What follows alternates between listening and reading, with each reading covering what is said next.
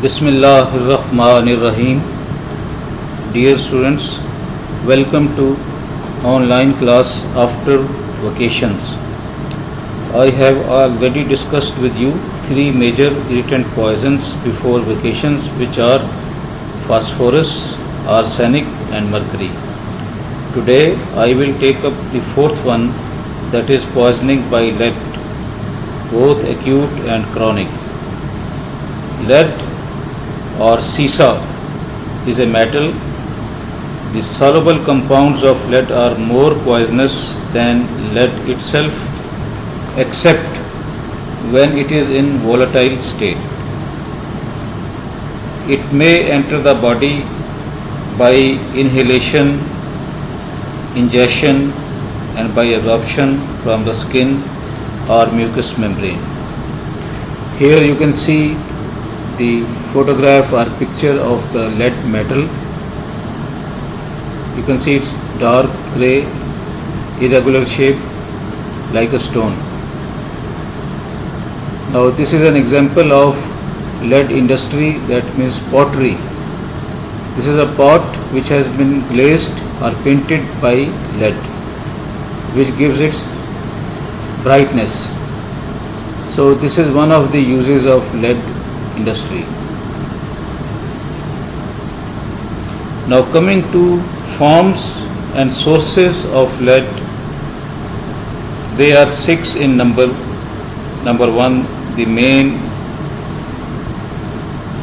salts of lead which produce toxic effects are: number 1, lead acetate or sugar of lead or salt of Saturn. Number 2, lead oxide. Number 3, lead carbonate or white lead or safeda in Urdu. Number 4, the tetraoxide or red lead or vermilion or sindoor. Number 5, lead chromate or yellow chrome. Number 6, tetraethyl lead. Mode of action of lead is that it combines with capillaries. It causes spasm of capillaries and arterioles. The toxic effects result from fixation of lead in certain tissues such as brain and peripheral nervous system. It also causes local irritation, especially in GIT.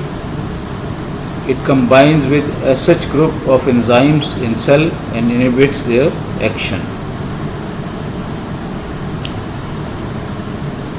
Acute poisoning by lead is rare, but if it happens, following are the signs and symptoms.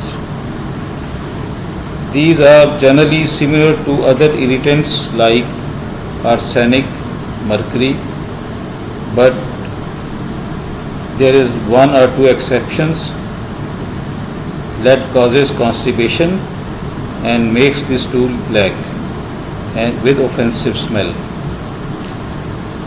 Principal manifestations are on GIT and CNS systems.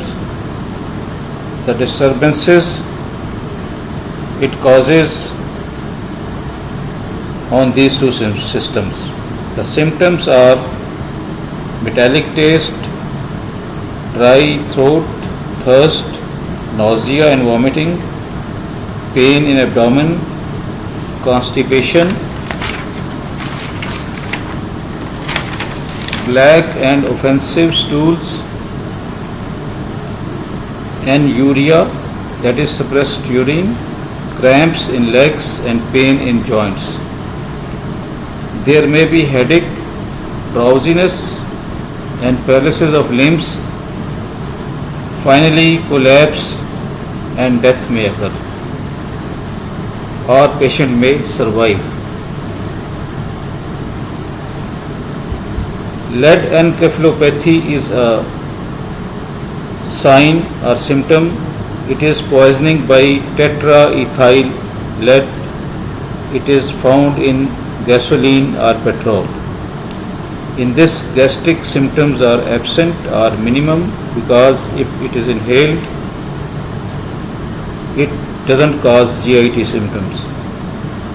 Cerebral symptoms predominate, that is why this is called lead encephalopathy. The signs and symptoms are headache, insomnia, tremors of eyes, mouth and fingers, paralysis of muscles, loss of vision, hallucinations, excitement, delirium, convulsions, and then victim may develop insanity. Fatal dose of lead is as follows. Absorbed lead is 0.5 gram, lead acetate 20 grams, lead carbonate 4 grams and tetraethyl lead 1 to 2 drops. Fatal period in lead poisoning is death may occur on second or third day. Now the treatment of acute lead poisoning is as follows. Gastric lavage or stomach wash with 1% solution of magnesium or sodium sulfate followed by washings with plain water to remove the lead sulfate form. Number 2, administration of morphine and atropine to relieve painful colic. Number 3, catharsis, purgation of bowel to get rid of poison. Number 4, EDTA and penicillamine, the chelating agents, are useful antidotes. Rest of the treatment is symptomatic. If commercial tetraethyl lead is spilled on skin, wash the area affected by kerosene oil. Within 15 minutes after contact, it will remove the poison. Coming to autopsy findings, they are mainly of gastroenteritis as discussed in acute phosphorus, arsenic and mercury poisoning. The gastric mucosa is congested with eroded patches.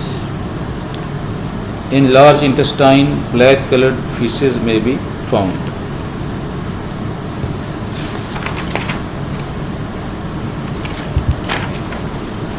Coming to chronic lead poisoning, that was all about acute. Now I take up chronic lead poisoning. It is also called plumbism, saturnism or saturine poisoning. Lead poisoning is nearly always of chronic type, very rarely it is acute. Now what is the etiology, cause and intake or route of administration of lead in chronic lead poisoning? It is encountered in various industries through ingestion, inhalation or both. Now examples of industries are plumbing industry, battery work, glazing, pottery, paints, car polish, shipbreaking, petrol stations or gasoline stations, tinned food, color and dye making industries, cosmetic industry. So these are few examples of industries. It also can occur from mobilization of lead already stored in body, that is in acidosis. If a person or patient is suffering from acidosis, the already stored blood can come out of bones and get into circulation.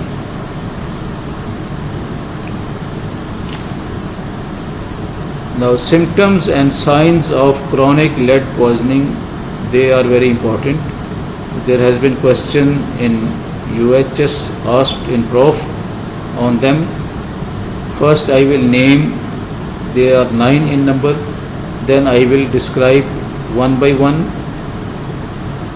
So, one is facial pallor, two anemia with punctate basophilia, three lead line, four colic and constipation, five paralysis, six encephalopathy, seven renovascular manifestations, eight reproductive system manifestations, nine general symptoms. So coming to number one, facial pallor. This is particularly prominent near mouth and is the earliest and most consistent sign. It is due to vasospasm. Number two, anemia with punctate basophilia. This punctate basophilia has been also important asked in exam. Now, the anemia is hypochromic associated with polychromasia. Punctate basophilia, reticulocytosis, increase in mononuclear cells and decrease in polymorph nuclear cells. Now, what is punctate basophilia? It means the presence of many dark colored pinhead like spots in the cytoplasm of red blood cells. These are stained with basic dyes, hence they are called as basophilia. This condition is due to toxic action of lead on porphyrin metabolism. Porphyrins are excreted in urine, the amount being 500 microgram per day. That is diagnostic for punctate basophilia. Number three is lead line. This is a bluish black line due to subepithelial deposition of lead sulfide granules on the gums at the junction with the teeth. Its color is due to action of hydrogen sulfide liberated by microorganisms from decomposing protein food around carious teeth in the presence of circulating lead. It's also seen in cases of mercury, copper, iron and silver poisoning. That means this lead line is not exclusive to lead only. It is also seen in some other poisons like mercury, copper, iron and silver. Number four is colic and constipation. As you know, colic means pain. This often affects intestines, uterus and blood vessels. Constipation is associated with it. It's a late manifestation. Number five is paralysis. A late manifestation seen in less than 10% of cases of chronic lead poisoning. There is commonly paralysis of extensor muscles of wrist drop, but may be associated with paralysis of peroneal muscles, which is called foot drop. It is also associated with degeneration of nerve and atrophy of muscle, and is due to interference in resynthesis of phosphocreatinine. Number six, encephalopathy. This is present in every case of chronic lead poisoning, but is more common in poisoning by tetraethyl lead.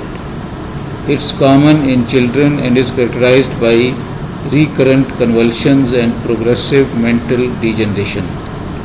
Optic nerve atrophy may occur. Number seven, renovascular manifestations. It is due to vascular constriction, which results in hypertension and arteriolar degeneration and arteriosclerotic nephritis. Number 8, reproductive system manifestations. They are mainly in female: menstrual disorders, such as dysmenorrhea, amenorrhea and menorrhagia are common.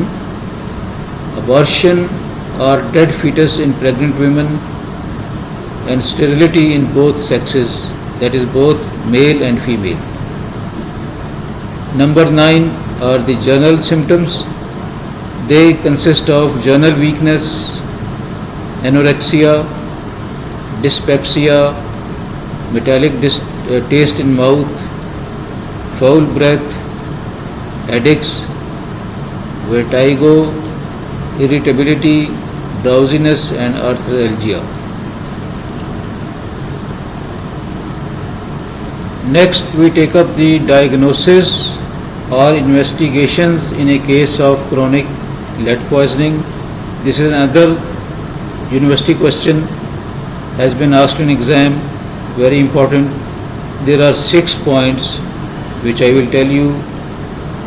Number 1, it can be detected or diagnosed clinically, suspected from colic, lead line and punctate basophilia, palsy and encephalopathy.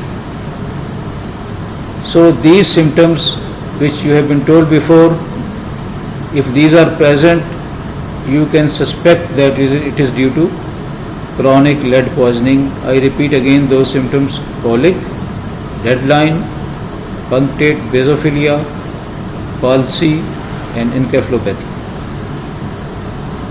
Diagnosis number 2, more than 200 punctate basophilia per cubic millimeter is diagnostic for chronic lead poisoning. Number 3, urine examination. In urine, 0.25 milligram of lead per liter of urine is diagnostic for it. Excretion of porphyrin in urine is also diagnostic for chronic lead poisoning. Now number 5 and 6 both relate to radiology or radiography. X-ray, evidence of transverse opaque bands at the end of long bones is present in children. So you find opaque bands at the end of long bones mostly in children that point out towards deposition of lead in bones. Number 6, on X-ray, liver appears abnormally opaque. It is seen in tetraethyl lead poisoning. So these 6 points you remember well. Point number 1 is clinical. Point number 2 is about blood test. Point number 3 and 4 are about urine test.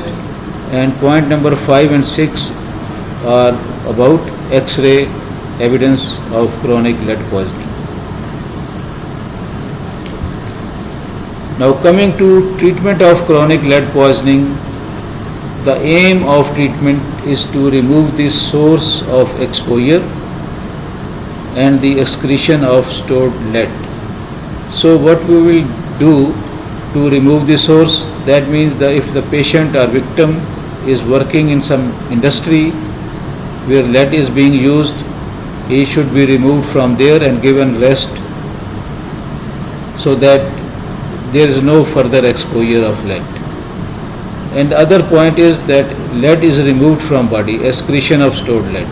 For that we have several measures like chelating agent EDTA is given, which combines with lead, promotes its mobilization and urinary excretion. Now combination of EDTA and BAL, this is another chelating agent, is more effective than EDTA alone. There is an oral chelating agent, penicillamine, is given on daily basis to control it. So you can see there are 3 chelating agents being used. 2 are through injection like EDTA and BAL, and 1 is given orally, that is penicillamine. Other symptoms are treated on journal lines, that is symptomatic treatment. For paralysis of muscles or weakness of muscles like wrist drop or foot drop, massage and physiotherapy helps.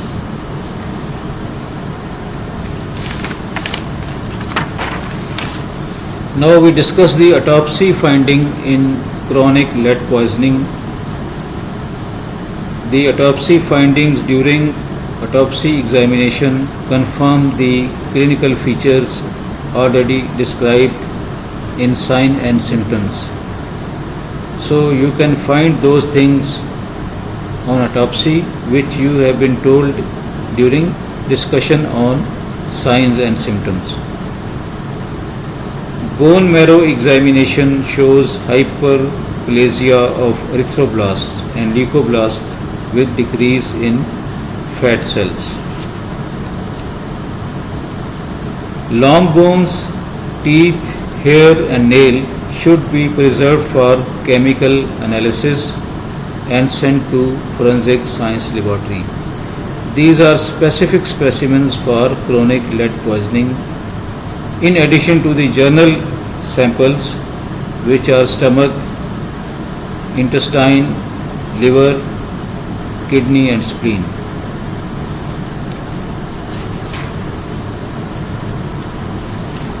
Now coming to medico-legal importance of lead poisoning. Acute, as you know, acute lead poisoning is rare. Mostly it is chronic lead poisoning. So homicidal poisoning by lead is very rare. Suicidal poisoning is also rare. It's not an ideal homicidal or suicidal poison. But accidental poisoning is very common. For example, in children it may occur from eating paint which contains lead on cribs, beds and toys. Since these materials are painted with lead to make them colorful and bright, and children like to taste them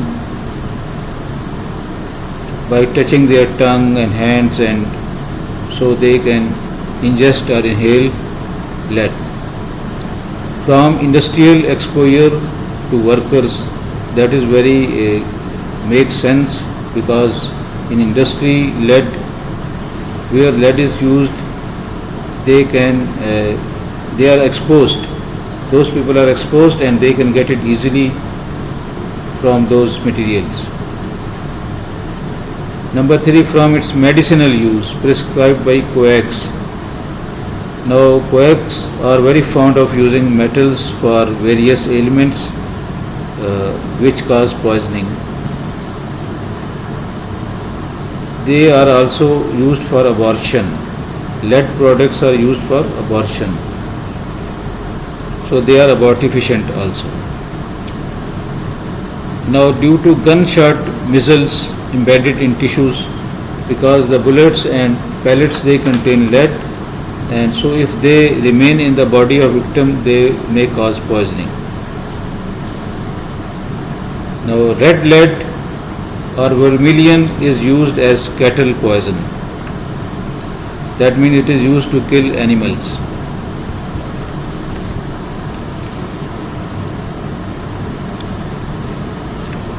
That was about the contents of lead poisoning.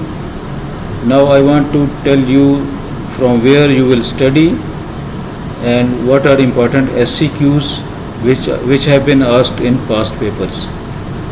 So for book you will consult the Parekh and chapter 43, page 557 to 560. You will find there lead poisoning, both acute and chronic. So after lecture you can read from the book. Again you can listen to this lecture and you can take notes from this lecture. Now SCQs which have been asked in the past, about 7 SCQs I have mentioned here. Number 1, what are clinical features and treatment of acute arsenic poisoning? Name the disease with which it resembles. Number 2, what are dermal manifestations? Now these questions, SEQs, are overall not only lead, but they also are about irritants overall, because this is last lecture of irritants, so I have given you the SEQs regarding irritant poisons including lead, arsenic and mercury. So the first one is about arsenic, second one is also about arsenic, what are dermal manifestations in chronic arsenic poisoning, and third one, in medical outpatient department a patient was diagnosed as case of chronic mercury poisoning, highlight clinical findings which convince medical specialists to make this diagnosis. So the second question is about chronic arsenic poisoning, and a third SEQ is about chronic mercury poisoning, and the fourth one is give diagnosis and treatment of acute lead poisoning, and fifth one is describe manifestation of chronic lead poisoning, which I have told you today there are 9 in number. Name screening test for early detection of condition. Next question is enlist 5 investigations to diagnose chronic lead poisoning. Again these are 6 which I have given you today. So these 2 questions have been asked from today's lecture. Just concentrate on them for lead preparation and also on other questions for other irritant preparation. Now last question is write short notes on Forsythia, A. Forsythia, B. Postmortem imbibition of arsenic, C. Erytheism, D. Hatter's shake.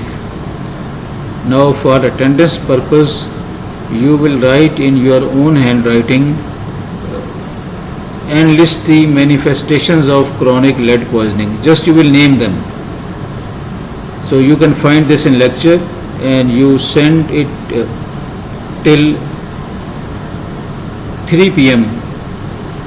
Your answer till 3 p.m. because this lecture will start at 12:45, will end at 1:30. So till 3 p.m. you can send your answer and then we will mark your attendance. So again note down the question, enlist manifestations of chronic lead poisoning. Just you have to write the names of those 9 manifestations. Thank you very much.